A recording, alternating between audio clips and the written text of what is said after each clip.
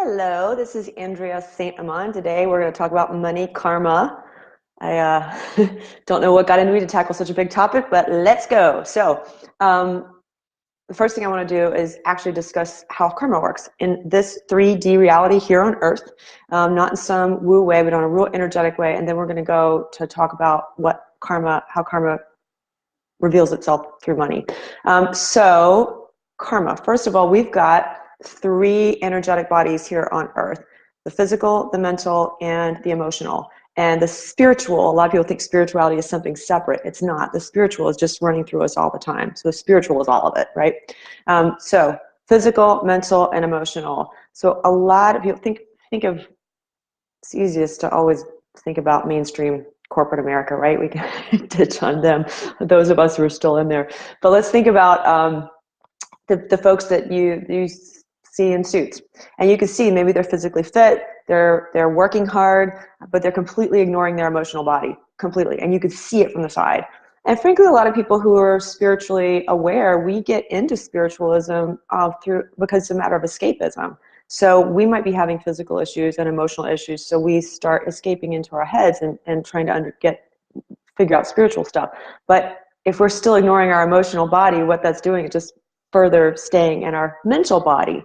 So if you've got a physical, a mental, and emotional body, and you're only paying attention to your head, your thoughts, and your physical body, and you are completely ignoring your emotional body, what you are sending out loud and clear into the universe is that I'm ignoring a piece of my being, a good piece of my being, and if I ignore something, it has no value. So the universe is then saying, okay, that soul has no value.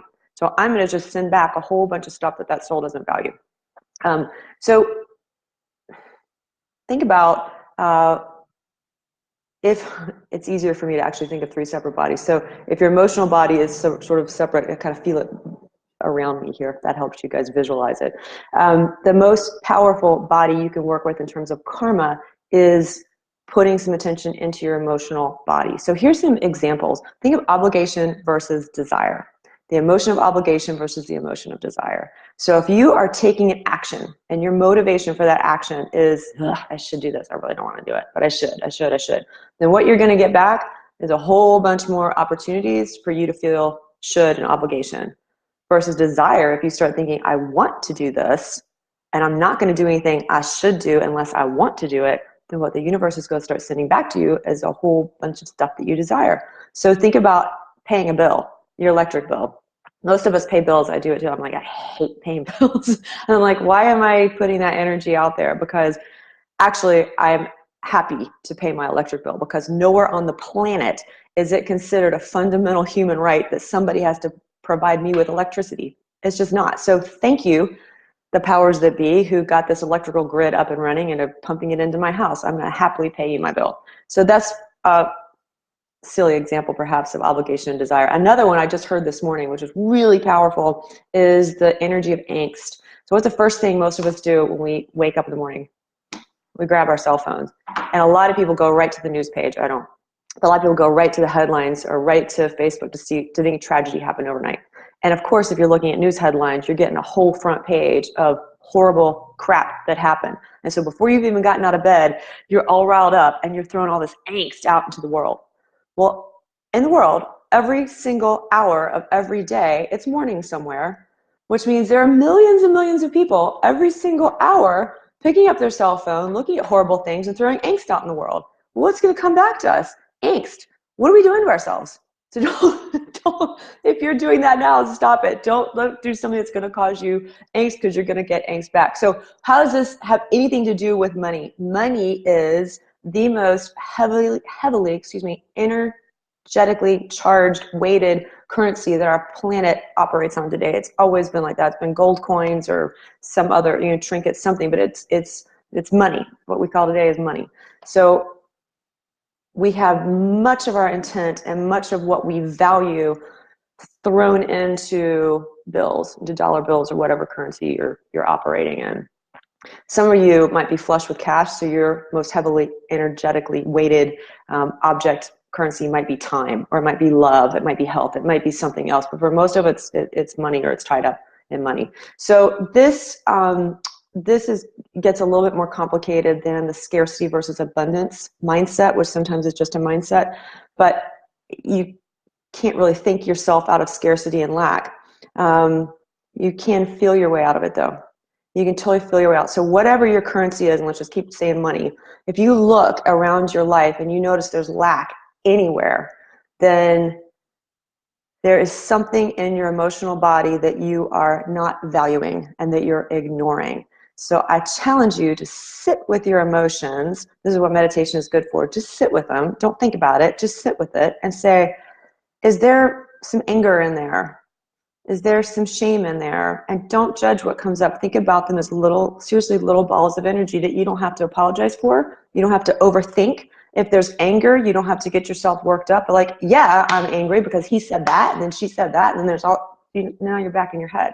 But if you just sit with your ball of anger and don't be upset that it exists, if you sit with your ball of shame and don't be ashamed that you have shame, because a lot of us are, because we think it's like an ugly, unattractive emotion. If you're like, yeah, I'm jealous, there it is. I'm ashamed. I'm frustrated. I'm afraid. Fear. Some fear lurking right here. Just sit with it. You'd be surprised how quickly you sit with a raw ball of energy that dissipates, or that it quickly moves into something else. So now the anger suddenly might turn into ambition or drive, because you might be like, yeah, I'm angry about that, so I'm going to go change it. I mean, you don't want to act on anger, but if you decide to go change it because I don't ever want to be in that position again, I actually want this. Now anger is flipped over into desire, where before you might have been trying to shove it under the carpet and be like, oh, I'm not angry, everything's fine. So every time we do that and we're ignoring our emotional bodies, we're sending messages out into the universe that we don't value a big aspect of who we are. So just by sitting with your little balls of emotional energy and accepting them, there they are. You don't have to do anything with it. You don't have to clear it. You don't have to overanalyze it. Just sit with it. Then just by doing that, you're telling the universe, I'm valuing myself. I'm valuing all parts of me. Good, bad, ugly. I'm not going to judge it. Somebody else might not like it. That's their problem, not mine. Then the universe is like, ooh, here's like a light coming on. Here's a soul that has value. Let's like shove more things that this soul values at that soul. So for me, when I was practicing in the really big law firm and I had money and I had no time. So time became a heavily weighted currency. Time was just the thing that I couldn't get enough of. And I was in total lack and scarcity when it came to time. And of course, my emotional body was completely ignored. I didn't have time for it, right? So when I started taking time for myself and started declaring, I'm going to start paying attention to this emotional side of me, guess what happened? I woke up one day and my life had fallen into line. The universe started giving me more energy in the currencies that I valued. So I started getting a lot more time.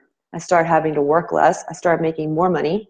And then I look around, I have this wonderful man in my life who wanted to marry me, for crying out loud. That's crazy. That's really the universe sending crazy stuff at me. So now I've got like this man, I've got love and unconditional support. All the things that I valued started coming into my life because I put my light on for business to the universe, saying I value myself. So this is ugly work. It's hard work. It might mean you have to sit with some balls of energy that don't feel happy and groovy, but it's so, so worth it. So when your emotional body is out of alignment or you're ignoring anything, you're not valuing it, I don't care how much spirituality you do. I don't care how much mental gymnastics you do. You're not going to get yourself back in line. The emotions are where it's at here in terms of driving karma and driving money or other things of value back to you. So think of your emotional motivation for everything you're doing and how you're going through your day, and be honest with yourself. Don't judge your motivation at all. Your motivation is what it is, and get down to the emotions of it, not the sort of accepted things. If you really decide you want something or you're really feeling something, then you want it and you feel it. There it is. Acknowledge it. So this is an area where it's great to ask for help. Either have lunch with your best friend, as long as your best friend is very emotionally intuitive and has her own life together, or have conversation with your mom or your spouse or whatever, or get a reading. But get a reading like this energetically very thorough reading. So Happy weekend, you guys. You got some emotional work to do this weekend. If anybody is sick and tired of their confusion and not even know how to get started on that, reach out to me, because these are the type of readings that I work with. I've done hundreds of these. They're so, so valuable for people to really get them keyed in on what energy is happening, where their emotions are stuck, and where you can get clarity. So I look forward to a much more emotionally healthy world and universe the more we learn about and accept our emotional bodies, and then the more money and abundance and everything comes around for all of us. All right, thanks guys, have a great oh wait, I see some comments on here. Somehow that didn't. They are, oh, Charlene, hi, and yes, Romania, hi. All right guys, have a great weekend. Mwah. Bye.